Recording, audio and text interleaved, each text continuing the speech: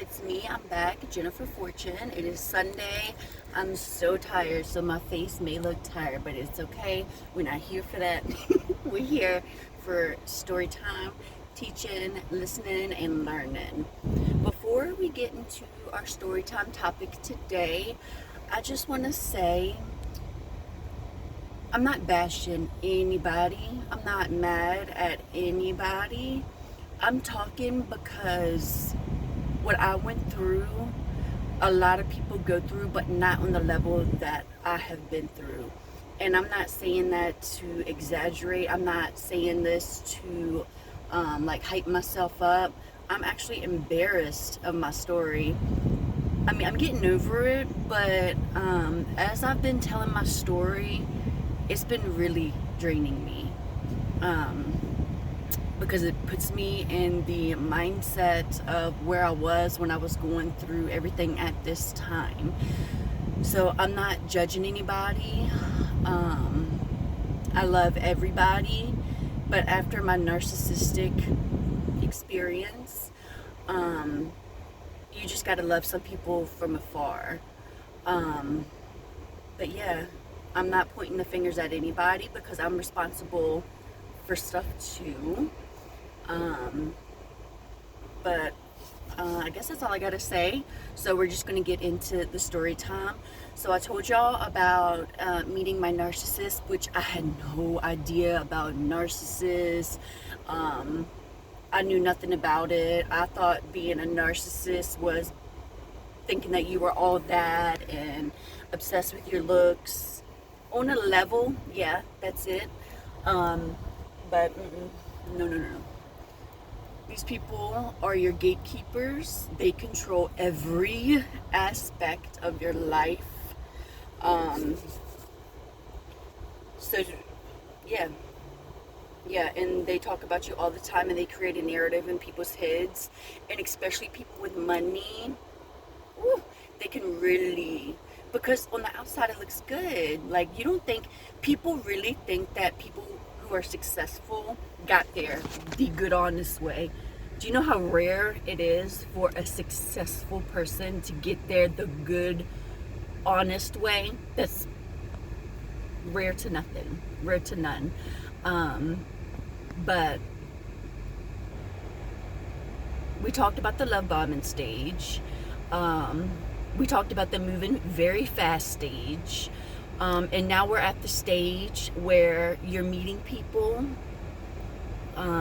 your families, you're meeting each other's families, you're meeting each other's friends, you're meeting each other's co-workers, you're meeting, you're getting to know the people in the narcissist life and vice versa.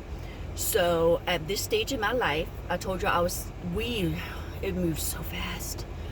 I literally broke up with my ex and moved right into my parents' house. And before all of this, I was so close to my family. I went to my mom's house, my mom and dad's house every single day. And so did my siblings, my family. We would all meet up. We would always see each other every single day. And we all had our own houses, but we would all go to our parents' house and hang out and chill. That's just what we did. And also, we were still young. All of us were in our early to mid 20s. Because I have 6 siblings and I'm in the middle from youngest to oldest. We're all 6 years apart and there's 6 of us. My mom didn't get pregnant every year. She did with my first 2, and then she waited a year to have me and my sister, which is my identical twin, and then she waited another year after that, and then after that she had kids back to back year after year. So that's how the 6-year thing works, and I'm in the middle. But I always loved my parents. Always. I never thought there would be a wedge between my parents, my family, my friends. I never knew this. So at the point where you and your narcissist, or if you're the narcissist, meeting everybody that each other knows, I noticed at this point in the stage, everybody, when I got my new, first, everybody saw how happy. When I tell you I was happy, because I always wanted to meet the love of my life, and I was like, oh my God, this is the one. I told you, I was like, this is the one. I was happy. And when you are in love for real love can move mountains. And that is what I did for my relationship. So when I tell you, I moved in with my mom and I was close with all my family. Okay, before we get into this, narcissists know almost everybody. Just know that. They know almost everybody because they use each person for resources. But then they act like they're buddies, or they only come around when they want something because they have to bait you in to get what they want from you. So whenever they need you, they know you're going to be there. I don't care if you're a doctor, a lawyer, a judge, a cop, a therapist, whatever they need that resource, okay? So that's what I'm gonna say first off. So they know a lot of people. So when we started introducing each other's friends, I noticed he hung out with a lot of bad people. Not good people. And I came from a family of lack everything. We didn't have nothing growing up. And when I say lack, it's not about what you have, but we didn't have nothing. But I'm talking about a lack of accountability, lack of work, lack of putting work into anything, house chores. It was just lack. Everything was lack in my family. So, but his family always had it and mine never didn't. But the thing was, I was more on his family side. Like, I would have been raised by his family from what you saw on the outside. And it was more of like, my narcissist would have been born in my family, if you understand what I'm saying. So, I think that's why we kind of clicked. I didn't know this at the time, but it was trauma bonding. Trauma bonding is a real thing. It's not love, it's codependency. But when we started meeting each other's families, a lot of people already knew him. And I was like, and this is when people started acting weird. I think it was a couple of things why people started acting weird. People knew I was happy. They knew I was so happy. And when you come from a lack, people don't want to see you do good because there's such lack mindset that they don't understand how you're happy, how you got lucky. And again, like I said, the people who was kind of jealous for me that I was so happy because I thought I was in love at the time. I thought I knew I was in love, but I thought I knew. I didn't know I knew. I thought I knew. But like, again, I fell in love with somebody who was not that person. But like I said, his family had money and mine didn't. But I had the money and my ex didn't. And I always helped out everybody I ever could. He always got everything handed to him, so I knew how it was to struggle. So I knew how it was. So I see what people go through, and if I feel like they really need help, I would help them. But I kind of stopped doing that now. But he was so used to having everything handed to him, he just expected, entitled people, called entitled. They just expect you to give it to them. And I didn't know that he was nothing like that. But I was happy. And I thought his family could build me up. Not that I was using them, but they told me that they were going to help me. But I didn't need help at the time. But, it's always nice to know if you had needed resources, it would be there. And people started acting really funny. People started acting really weird. Like, I didn't know he talked to so many women. I didn't know that he talked to so many bad people. I didn't know. So when certain people I knew saw me happy and they had the lack mindset and they saw that his family had money, they all, you know what I mean? Like, they always want a handout. That's why I feel like he would have came from my family. Not everybody in my family. There's only 2 people who was in on certain things. But a lot of people warned me about him, and I thought it was jealousy. I thought they were hating. Some were, but some people, like, when I was living with my parents before I got my own place, and then it got so bad when I moved in with my parents, like, just became too much. Like, I had to pay everything. I had to buy all the groceries and then give them money on top of that. And then, well, this was before my mom passed away. She was always like that. So then when I went to therapy years later, they was like, you know, your mom's a narcissist. And I was like, no, she's not. She was like borderline narcissist, toxic. But my ex was a full-on narcissist. And I didn't want to believe any of this stuff. You know, we don't want to. So when I tell people stuff about the truth, because I see it and I've been there and I've done that, they don't want to hear it. They get mad. And I learned just to keep my mouth shut, even though that's very hard for me. Because after all this experience, I don't keep nothing in no more. And I'm tired of tiptoeing around people's feelings. But people started acting really, really weird. Like, some people were just jealous because they saw that his family had money and they wanted to hand out, and I guess they thought that I was always handing stuff. Oh, no. People with money don't give you nothing. That's why they so tight. They tight. They don't give you nothing. They putting gas in your car. They ain't giving you a pack of smokes. You'd be lucky if they pay for your dinner when you go out. They don't give you nothing. Nothing. But I was always extremely too generous. I think that's why I got taken advantage of so much. But so then I had to leave my parents' house because I was trying to get out of there. I was so used to being independent and having my own place and doing what I wanted to do when I wanted to do it, and it wasn't my own house. We slept in the living room, and it became too much, and I couldn't even save money to but I was making good money at the time.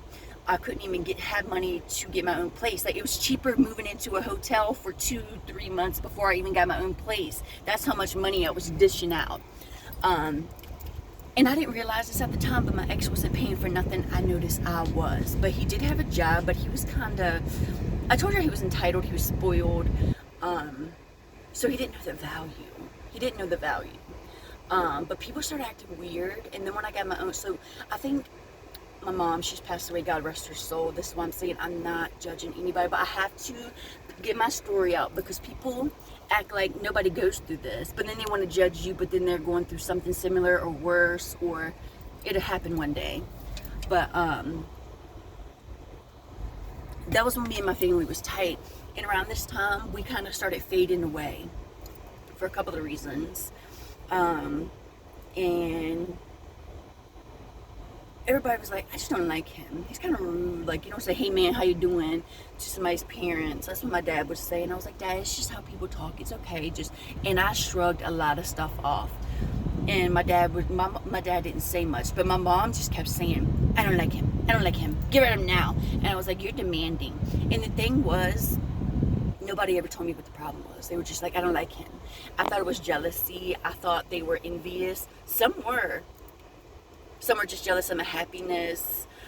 Some knew I could pay for whatever I wanted because I had a good job. Some thought that my ex's family, the narcissist, was going to pay for stuff. I've never had nobody pay for nothing for me my whole entire life. I don't care what anybody's ever said. And then at my job, when I was grooming, the girls there was like, I don't like him. They was like, nobody would tell me why. Everybody kept saying, I don't like him. And I was just like, okay, people are starting to make me feel uncomfortable. I don't know why everybody's all up in my business. I was getting defensive. I was getting mad.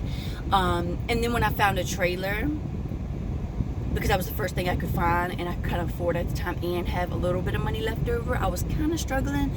But I had enough. I was happy. I had a car, I had a house, I had my light bill paid, I had my water bill paid, I paid both of our cell phone bills, I had cable. I was doing good. And then when I got my trailer, the owner, when I was signing the papers to the lease, he was like, don't put his name on there. I don't think you should put his name on there. And I was like, why is everybody saying they don't like him? I was like, oh, this owner man is just trying to hit on me. But later on down the road, he kind of was trying to hit on me. And everybody was like, leave him alone. And the people who I was close to, like close friends and family, started acting weird. I don't like him. But then one of them was jealous because I didn't know that this person had the biggest crush on him, which I never knew. Like, we were tight, and I never heard about this person until I started talking to my ex-narcissist at the time. And then she started acting really funny towards me, like, oh, you got the man of my dreams, in her mind. Oh, you got the man of my dreams, you must be, what do you do to get him? And then me and her kind of, I didn't know she became in competition with me. So that's why I talk about competition a lot, because that one really hurt me. Because we used to be close. All of us used to be close. My friends, my family, my co-workers, my siblings. We were close. And then once I met him, everybody said they hated him. They just kept saying there was something about him. My mom had more experience with sociopaths and narcissists, and I knew nothing about. And she didn't teach me. Nobody told me what the problem was. But everybody, my friends, my family, my co-workers, my siblings, my parents, the realtor, or not the realtor, the landlord, everybody I came across, even my aunt, who pretty much raised me and supplied all of our Christmases and birthdays. If it weren't for her, we would never had a Christmas or a birthday. Everybody kept saying something. Everybody kept putting their 2 cents in, and I didn't get it. That's because he already had a track history before I met him. And that's what narcissists do. They just cannot get on the right track. But again, I never knew who he was. I thought I knew who he was. I thought I was so in love. I thought people were jealous of me. I thought people were just envious because I was doing good right out of high school. There was only 1 year I didn't know what I was going to do in my life, and I got blessed or lucky. I don't know. I feel like I was blessed with that job because I was good at it, but I was very shy at the time. And whatever anybody said, I would do. I didn't have any standards. I didn't have any self-esteem. I didn't have any morals, really any values. All I ever wanted was to meet that somebody and settle down, and I thought I met him until everybody started acting funny. And then he started acting funny, like he was keeping secrets. But that's the next topic. So what I'm getting at is, when everybody warns you, everybody starts acting weird about him or her, take heed. And y'all who warned the people about the narcissist, make sure y'all explain why, because nobody ever explained why to me. I was so confused, and it drove a wedge between me and everybody I ever knew. I still talk to these people at that point, but I was confused because nobody ever explained nothing. You know how people just tell you to do something and you don't know why? And you're like, it's like when you're a kid and they're like, you cannot go out past dark. You know you cannot go to the club.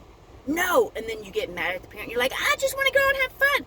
They don't tell you that I love you. You don't understand the dangers of this world, and there's evil people out here, and somebody can snatch you up. No, that's not a good place for you. You don't belong there. You're a child. Nobody never explained anything like that to me. They just kept saying no, no, no, no, no. I thought either everybody wanted a handout, they was jealous of me, or they was evil. I didn't know what the problem was, but we'll get there. Yeah. And everybody started acting weird and funny, and it made me feel really weird and funny, and I kind of started distancing myself. I still talk to all these people, and then my narcissist started acting weird too. So that's going to be the next topic, why I started distancing myself and why everybody started acting weird in the next phase of meeting a narcissist. So I hope I explain what I'm saying to y'all the right way. I hope y'all understand what I'm saying is, I guess, what I'm saying.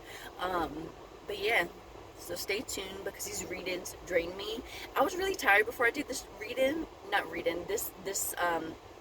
whatever, storytelling time, but it kind of gave me energy. I'm glad I'm getting this off my chest. If y'all have ever been through any kind of narcissistic abuse, I really want to know, because it's scary and most people do not break away. You see how I just explained how people start acting like that? Yeah. Well, that's our next topic, and I hope y'all enjoyed it, and it's going to get deeper and deeper every time we get into it, so y'all stick around because it's going to be awesome. Well, it's not awesome, but it's really good learning experiences. Like, you really have to know yourself. If you don't know yourself, you will get caught up in narcissistic attachment, abuse, triangulation, all kinds of stuff. But y'all, have a good night. Enjoy the rest of your Sunday. And hopefully I'll be back in a few days to do another storytelling time. But y'all, have a good night.